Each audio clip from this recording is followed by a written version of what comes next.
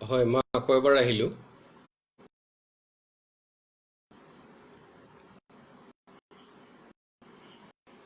অঁ এ- অঁ এতিয়া গৈছেনে বাৰু? পাইছেনে বাৰু?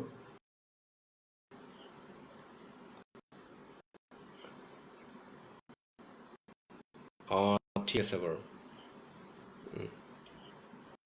পাইছে ন?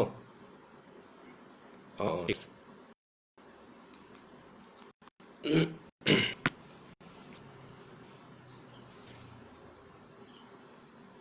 নেটৰ প্ৰব্লেম হোৱাৰ বাবে অলপ খেলি মেলি হৈছে।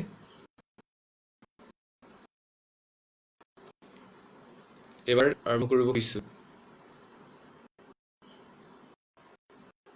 আবৃত্তি, বিশাৰদ আৰু আবৃত্তি যত্ন। সংগীত, বাদ্য, নৃত্য, ভাস্কৰ্য, চিত্ৰকলা এইবিলাক বিশাৰদ আৰু থাকে। ঠিক তেনেকৈ আবৃত্তিটো পাঠ্যক্ৰম ভিত্তিক ডিগ্ৰী প্ৰদান উপায় আছে।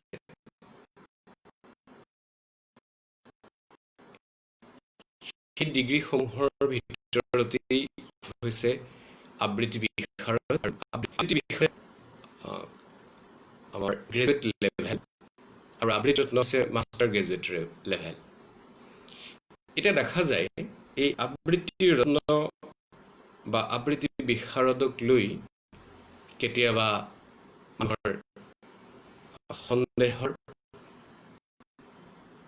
আঁৰত আবৃত্তি বিষয়টো সন্দেহ কৰিবলগীয়া থাকে। আবৃত্তি বিশাৰদ বা আবৃত্তি ৰত্নটো যদি সন্দেহ কৰিবলগীয়া থাকে, তেতিয়াহ'লে আমি সংগীত বিশাৰদ, নৃত্য বিশাৰদ একো সন্দেহৰ আৱৰত থাকিব। যিহেতু আবৃত্তি এটা শাস্ত্ৰসন্মত কলা, সেইকাৰণেই সি এটা শিক্ষণীয় বিষয়, পাঠ্যক্ৰম ভিত্তিক এটা শিক্ষণীয় বিষয়। আৰু পাঠ্যক্ৰম ভিত্তিক শিক্ষণীয় বিষয় হ'লে ডিগ্ৰীৰ কথাটো আহিব। চৰকাৰীভাৱে এই ডিগ্ৰীসমূহ যিহেতু কোনো পাঠৰ জৰিয়তে প্ৰায়োগিকভাৱে নাই, সেইকাৰণে বেচৰকাৰীভাৱেই এই পাঠ্যক্ৰমসমূহ চলাই নিয়া হয়। ভাৰতৰ বিভিন্ন ঠাইত অকল আবৃত্তিৰ ক্ষেত্ৰতে নহয়, সুকুমাৰ যেন আছে, প্ৰায়বিলাক খুব প্ৰাইভেটভাৱেই এই বিশ্ববিদ্যালয়বিলাক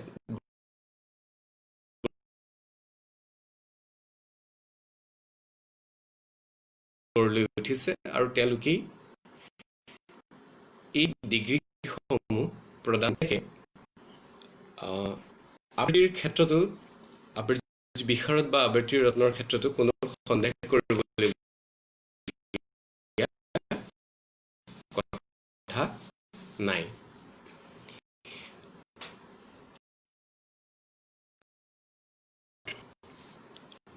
তাৰপিছত আহিল আবৃত্তি গুৰু।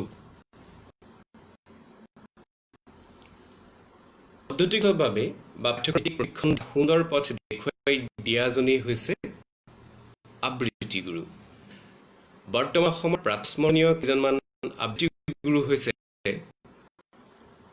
ভূপেন চক্ৰৱৰ্তী, শান্তি ছায়া শইকীয়া, প্ৰয়াত নীলচন্দ্ৰ আদি।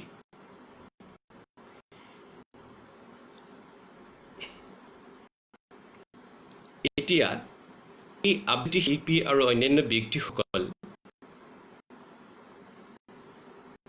অসমত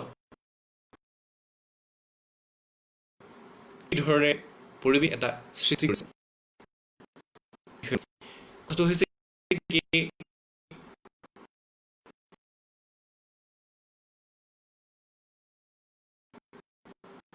এই ব্যক্তিসকলৰ মাজত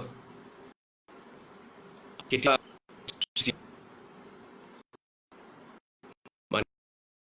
মানে মই ক'ব খুজিছোঁ এই আজিকালি বৰ বেছিকৈ প্ৰচলিত এটা জিলা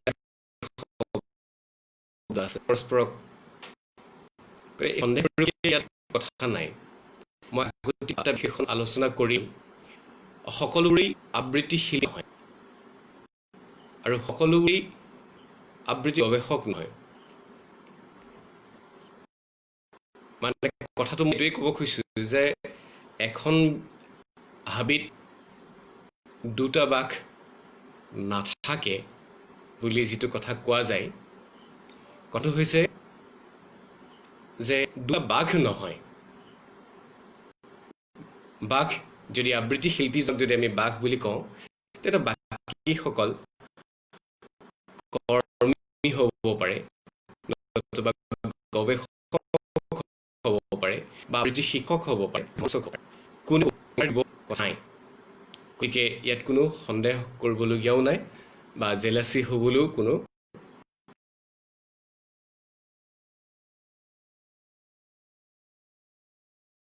কথা নাই।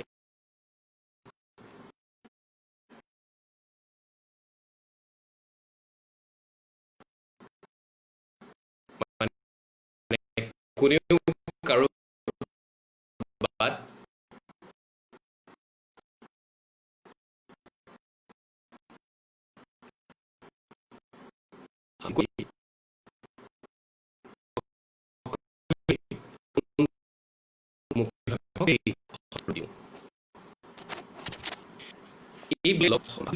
দিব পাৰে। 4 নম্বৰ হ'ল আবৃত্তি শিল্পীৰ নিজস্ব শৈলী। প্ৰত্যেকটো বস্তুৰে একোটা শৈলী থাকে।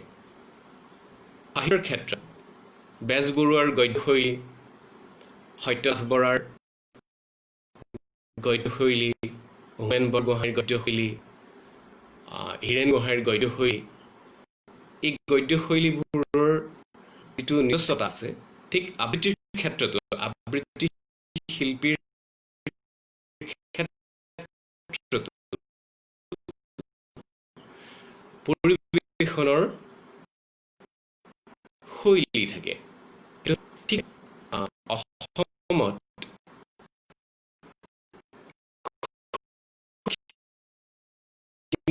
হ'লেও এনে শৈলী দেখা যায়। ধৰক ভূপেন হাজৰিকাৰ লগত ঈশান বৰুৱাৰ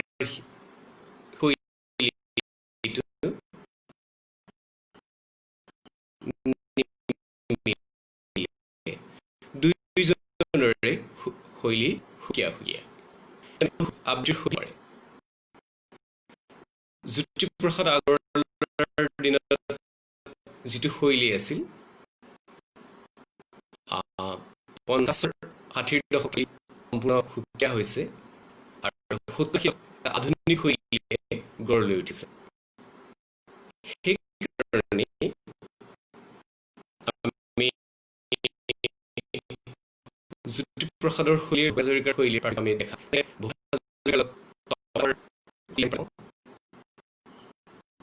আৰু সাম্প্ৰতিক সময়ৰ যিটো নতুন সেই এটা সুকীয়া মাত্ৰা। গতিকে সেইকাৰণে তপন দাসৰ লগত হিমাংশু প্ৰসাদ দাসৰ আবৃত্তি শৈলীটো কিন্তু নিমিলে।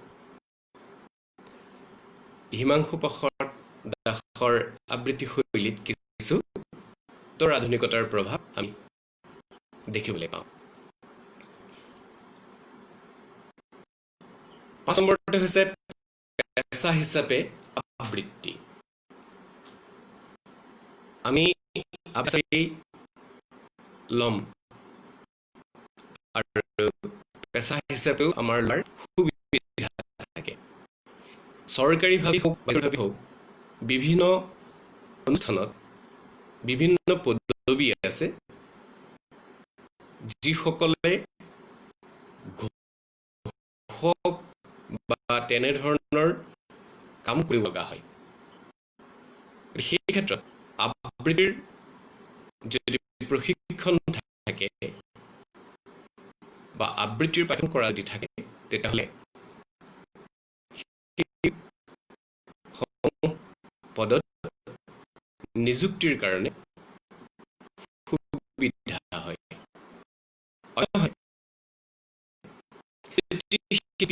হিচাপেও আবৃত্তি হিচাপে ল'ব পাৰে কিন্তু আমি বংগত সেই দেখা পাওঁ আমি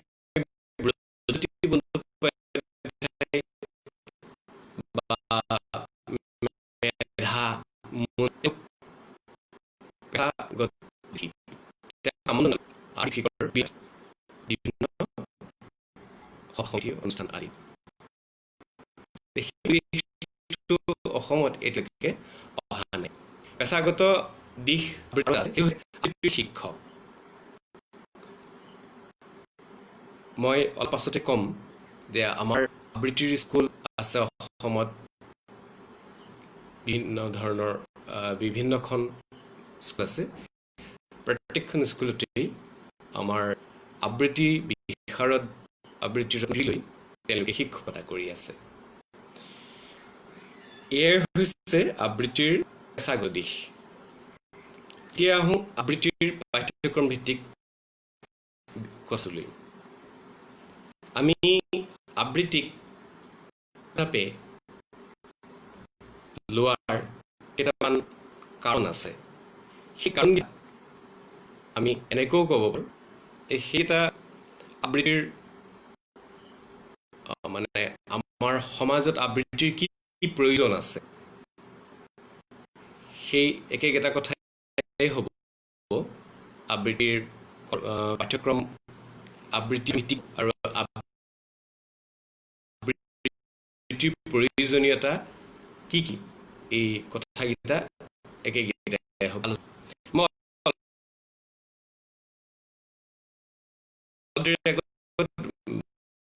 ভাষাৰ কথা কৈছিল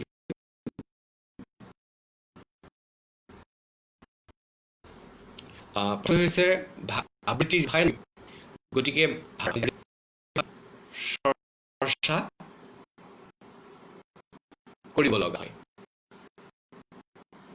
গতিকে ভাষাটোৰ লগে লগে উচ্চাৰণ বৰ্ণ ধ্বনি শব্দ এইবিলাকৰ বিষয়ে আমি বিস্তৰ জ্ঞান অৰ্জন কৰিবলগীয়া হয় আবৃত্তিৰ জৰিয়তে গতিকে ভাষা শিক্ষণৰ প্ৰসংগটো আবৃত্তিৰ জৰিয়তে এনেকৈ আহি যায় ভাষা অবিহনে আবৃত্তিৰ কথাটো আমি ভাবিব নোৱাৰোঁ যেনেকৈ আমি সংগীতৰ কথা ভাবিব পাৰোঁ ভাষা নহ'লেও সংগীত আমি পৰিৱেশন কৰিব পাৰোঁ যেনে ধৰক আমাৰ ক্লাছিকেল সংগীতৰ ক্ষেত্ৰত শাস্ত্ৰীয় সংগীতত আলাপততো ভাষা নাই কেৱল সুৰ আছে ঠিক তেনেকৈ মোজাৰ্ট বিথোভেন তেওঁলোকৰ যিবিলাক মিউজিক তাত ভাষাৰ সংগ আহে সেইকাৰণে সংগীত সাৰ্বজনীন গতিকে তাৰ বিপৰীতে কিন্তু আবৃত্তি সম্পূৰ্ণ ভাষা নিৰ্ভৰ গতিকে ভাষাক নিৰ্ভৰ যিহেতু তেতিয়াহ'লে ইয়াৰ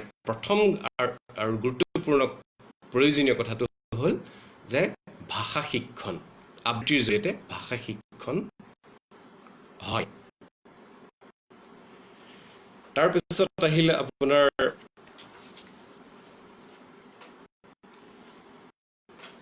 আবৃত্তি এটা স্বতন্ত্ৰ